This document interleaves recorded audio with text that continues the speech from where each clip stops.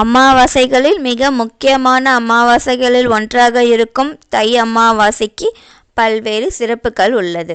முன்னோர்கள் வழிபாட்டிற்கு மிகவும் ஏற்ற தை அமாவாசை சிவ வழிபாட்டிற்கும் ஏற்றதாகும். திருக்கடையூர் தலத்துடன் நெருங்கிய தொடர்பு கொண்டது தை அமாவாசை தினம். சிவபெருமான் காலனை சம்ஹாரம் செய்து மார்க்கண்டேயருக்கு சிரஞ்சீவி வரம் அளித்தது அன்னை அபிராமி. அபிராமி பக்தருக்காக தை அமாவாசை அன்று முழு நிலவை காட்டியது அனைத்தும் திருக்கடையூரில்தான் நடந்தது.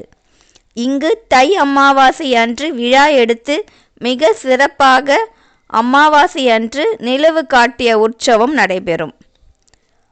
அமாவாசை என்பது முன்னோர்களை வழிபடுவதற்குரிய நாள்.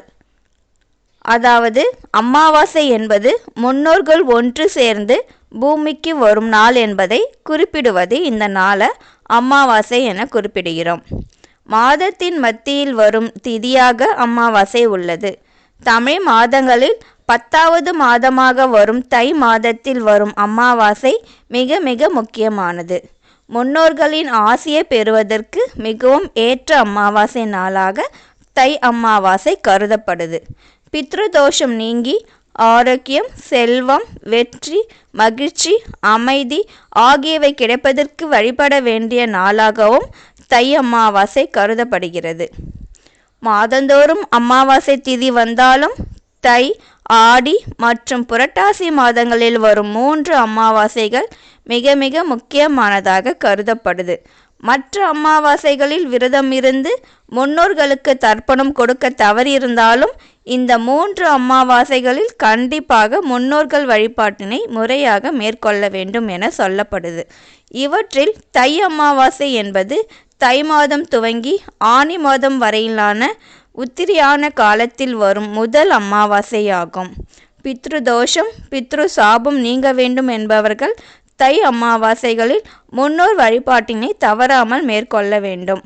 ஒருவர் இறந்த பிறகு அவரது ஆன்மாவானது உடலில் இருந்து பிரிந்து பரலோகம் பயணத்தை துவங்குகிறது. அப்படி செல்லும் ஆன்மா முதலில் முன்னோர்களின் உலகமான பித்ருலோகத்தை அடையும்.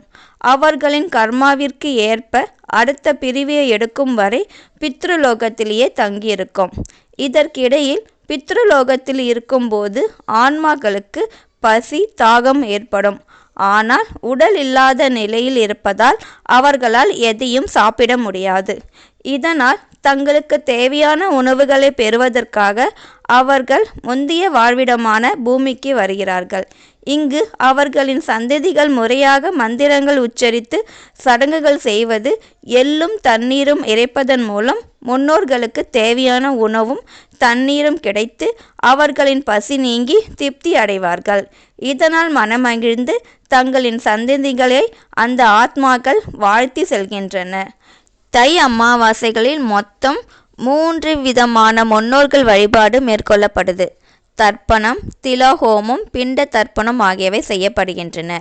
நீர்நிலைகளுக்கு அருகில் இருக்கும் புனித தலங்களில் இவற்றை செய்வது மிகவும் விசேஷமாகும்.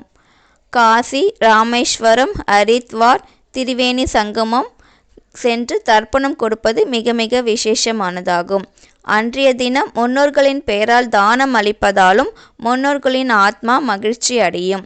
2025ஆம் ஆண்டின் முதல் அமாவாசையாக வரும் தை அமாவாசை ஜனவரி 29ஆம் தேதி புதன்கிழமை வருது.